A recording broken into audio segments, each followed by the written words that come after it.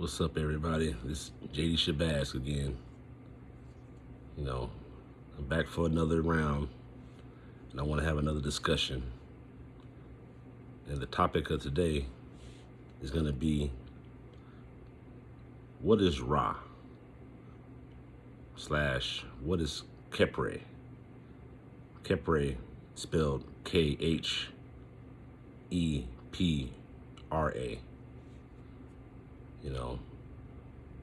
So let's get into it.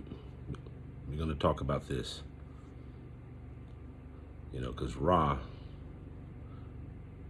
represented the sun, the actual sun, that resides right there every day that we see. And I don't think we even bask in the greatness of the sun because we just so used to it, But in the third golden age, they had a Nasut Bati. And let me explain this. A Nasut Bati was a ruler, a king, Let me spell that word out for you too. A Nasut Bati is spelled NSWTBITY.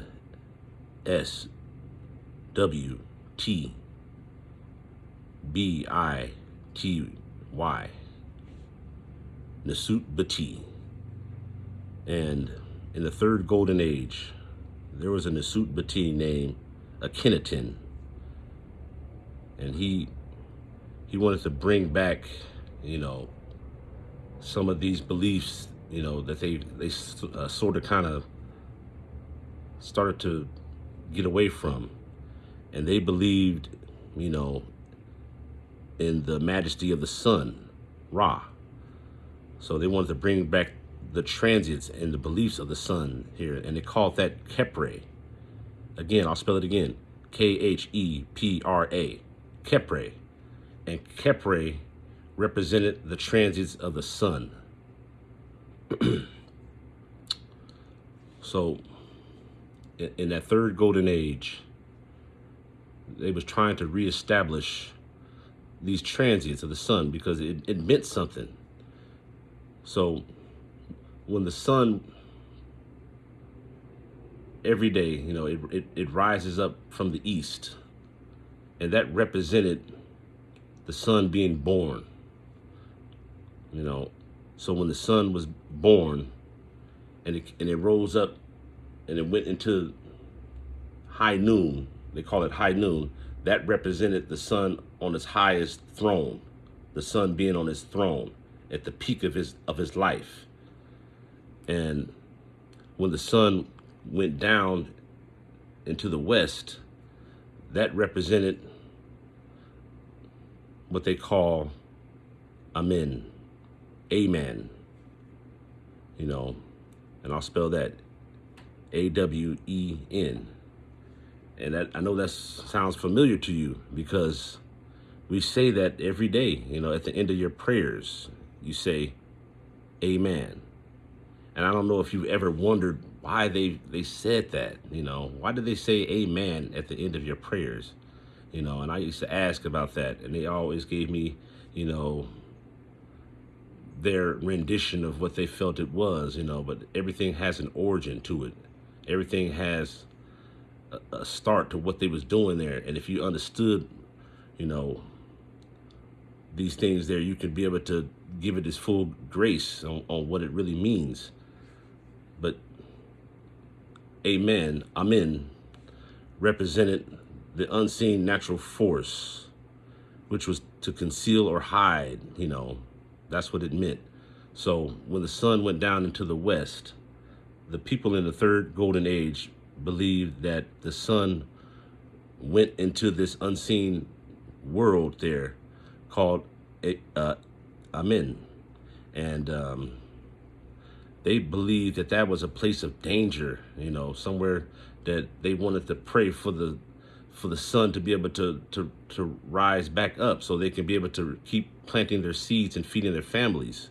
So they would pray to Amen for the safe return of the sun. So at night when the sun was down, they would pray. And that's why, again, you would say, amen at the end of your prayers at night. Is because of that. They was trying to, you know, pray for the safe return of the sun so they can keep on planting their seeds and they can feed their families and they can continue to go on. You know, but this story had more depth to it, you know, because in that time, that, you know, in that third golden age, the people would bury their dead in the West Bank. And they did that because they wanted the dead to rise again, to be reborn again, like Khepra, and come back in the East, you know, and be reborn again. And that's what they believed, that there was an endless cycle of lives that we would live, you know, and it wasn't just the one life you had there. If you think about that, and I'm gonna get deep, you know, with this one. I'm gonna go down this rabbit hole when it comes to this one, because this I know you've had this happen to you before, where you had this deja vu kind of feeling where you felt like you've seen something or been somewhere before, you know, or you've seen something, or you just had something that you felt so deeply, or a dream that you felt that was so deep, you know, that could have been a past life that you could have lived there, or a memory that you could have shared that didn't get completely cleansed out of your mind, you know, that you're re-experiencing in your new life, you know. So there might have some real truth to what they was thinking and what they were saying, that there may be some lives there. And remember that we're nature too. We're natural elements too.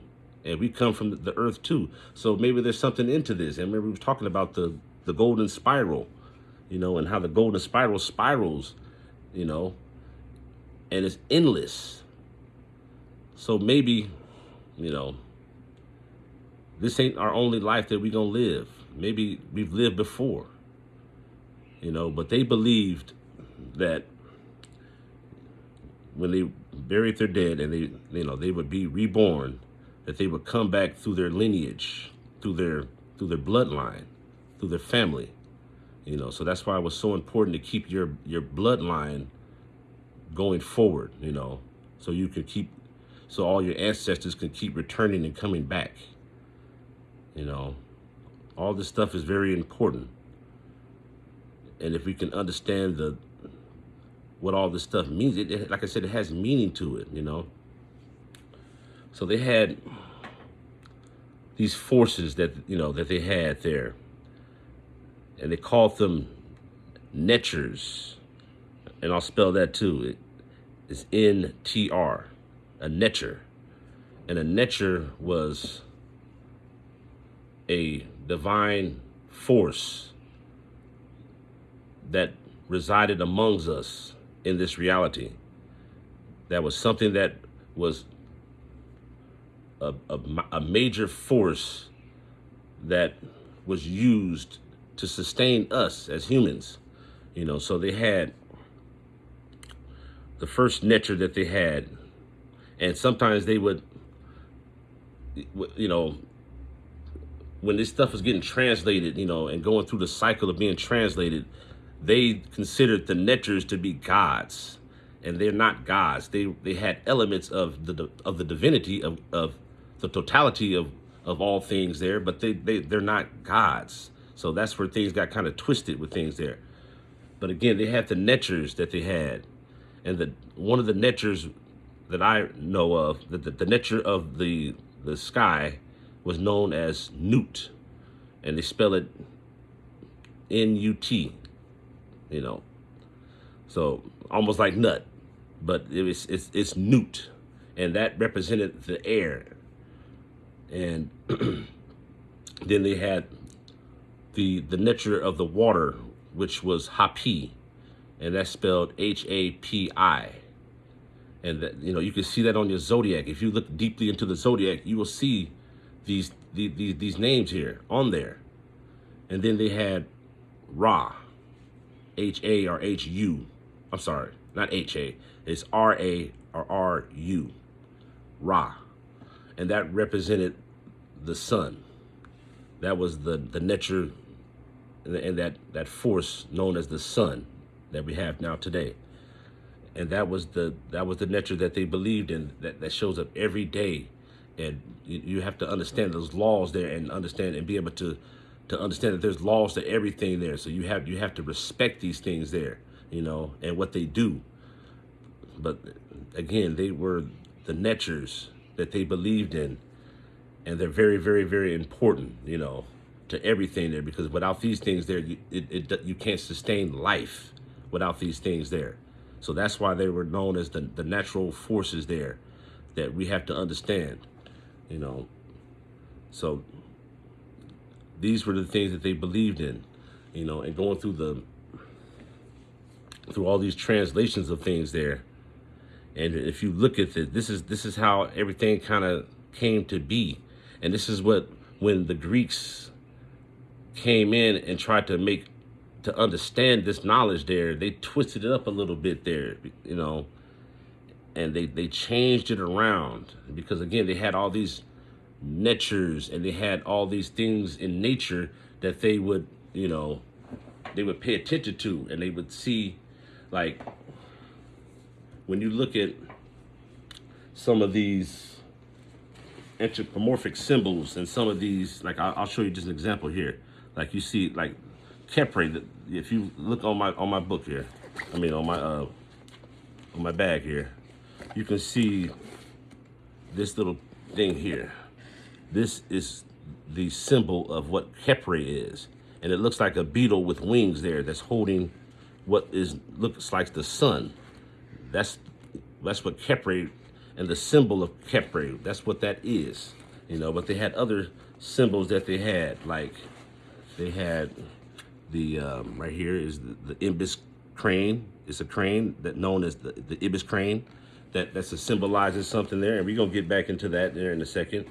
And they had other things here that meant something there. It represented something there. So if you can just break down and understand what it means there, it's telling you a story there, and why it's important for them to study nature, because in nature you can learn a lot just by watching animals. Like if you was in the desert and you seen something that was able to survive in the desert and studied what they were doing, you could survive, if you really needed to in this time.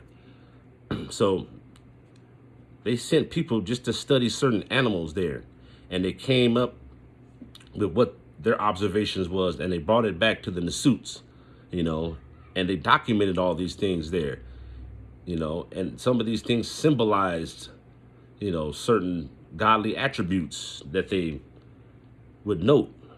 So they had studied the jackal, and the jackal had a godly attribute so when a jackal, which is a little dog there, it's a little dog that lives in the wild there, but this dog was really, really smart, and disregard that there, that's my girl, she's still into that whole thing there, so don't even worry about that. 1 second. But again, so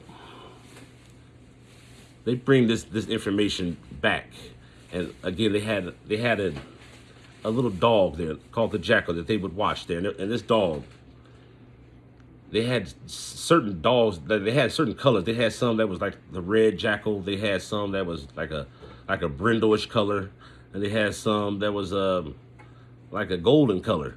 But they had one that was all black, and the all black jackal was more of the leader of the whole pack there.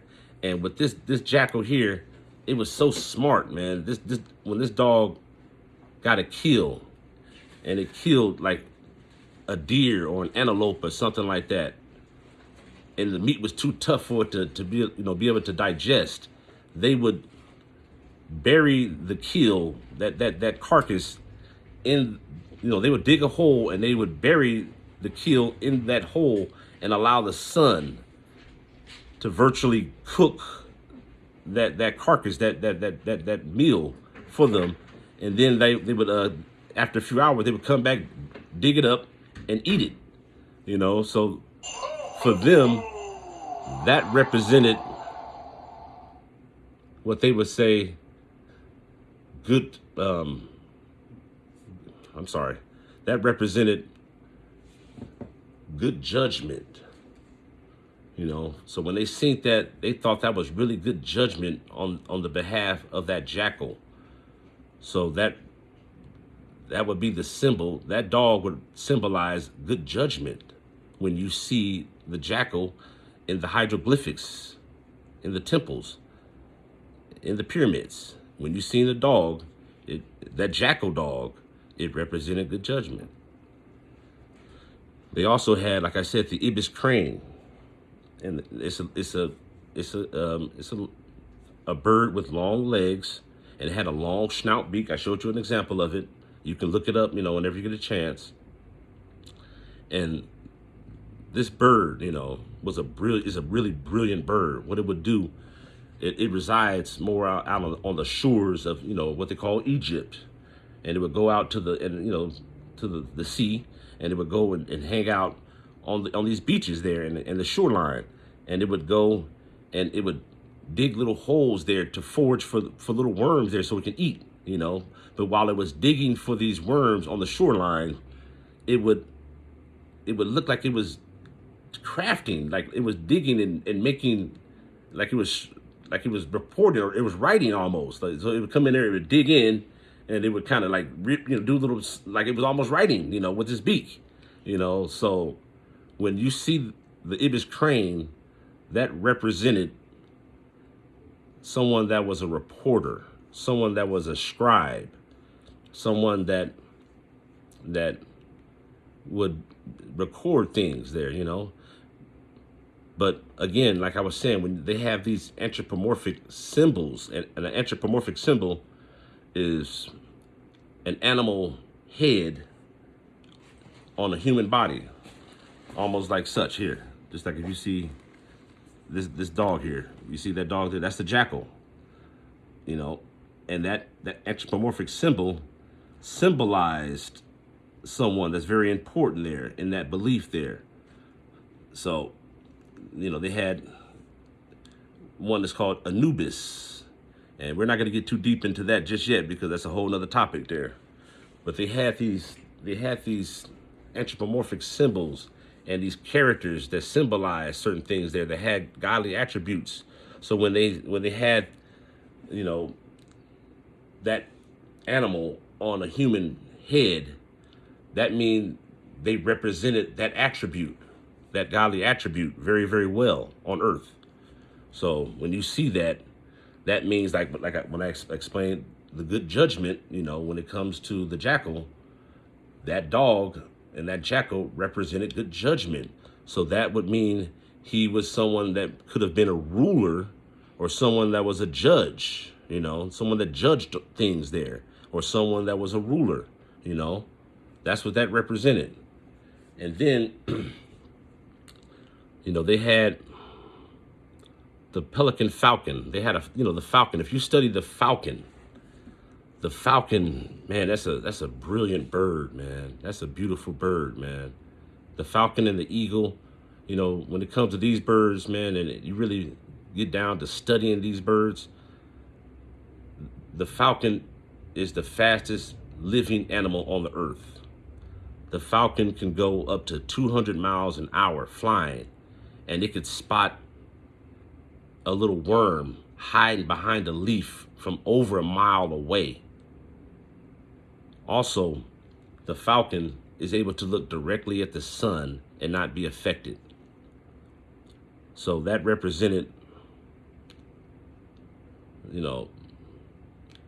someone that was a ruler, someone that was a high ruler. So when you see the anthropomorphic symbol with someone who had the falcon head, that actually, when you first seen that represented Horu, which was a whole nother story, man. I'm not gonna get too deep in that one there too, but That represented someone who was the high ruler there, that could see things there, that used that third eye there, who was able to look directly at the sun and not be affected. That means he was able to look God directly in the face. And that means that, again, that means things there. That means that he was the Son of God, you know. So when you look at some of these dogma religions like Christianity, and they talk about certain things, and they say that, you know, they say no one goes to see the Father besides, but through me. No one can see the Father but through me. You know, that meant something there, because that has significant meaning to it. Again, because when you look into what the judgment scene brings there, that's a whole other topic there. But when the judgment scene, when you're going through that process of the judgment scene, you have to come into, after you come and you stand on there and you go through Mahat there, and you have to go through the scales there, where you have the feather. You have the one ostrich feather, remember that I mentioned before, that represents perfection. And then you have your heart on the other side of the scale. So you have a large scale there that you have to come into. And one side of the scale you have the feather, and the other side you have your heart that's in a vase there. And this represents at the end of your life and all the deeds. And if you were able to follow Mahat properly, this is how your heart, at the end of your life, your heart will be judged for all of your deeds there. But again, I'm not going to go down that road yet, because that's a whole nother topic that really needs to be covered. And it's going to take some real digging, you know, and some time to be able to break that down on what all that means there, you know. But again, there was a third golden age where they wanted to reestablish the transits of the sun, you know, and that was Khepra and Ra, you know. And that was very important, because when you look at Christianity, like I was saying, and you look at the angels, and when you see the angels, they have a halo around their head. That halo actually is supposed to represent the sun. It represents the sun. That's what that represents. You know, and same thing when you look at pictures of Jesus, you know. And I'm not trying to get into religion, man. I don't want to, that's what I'm trying to stay away from, but I have to bring this up because it has meaning to it. And if you have to understand what you're looking at there, because it all makes sense. But when it was getting translated, some of the stuff got changed a little bit, you know. But when you see the sun behind, like when you see Jesus and you see the sun behind him, they have the big sun there with the rays shooting out, you know, that represents, you know, the sun, and that represents Khepra, the transits of the sun. And why you even say amen at the end of your prayers there. It all comes together on what all this stuff means. All this stuff has meaning to it, you know, but you have to understand what you're looking at. Because again, all the stuff ties together, you know. And when that story was being translated, a lot of this stuff got changed a little bit and manipulated a little bit, and so they had to change it, you know. Even when they come down to the story of the virgin birth, you know, there was 12 stories of the virgin birth that was told before the story of Jesus, you know. But it all boils down to the first story that was ever told, which, and I'm going to get into this again, it's going to be a whole other topic, but another footnote again, I will say it again, it all boils down to the Assyrian drama. And that's very important, because that's where all this stuff really comes from. We'll get into this a little later, y'all. Y'all take care.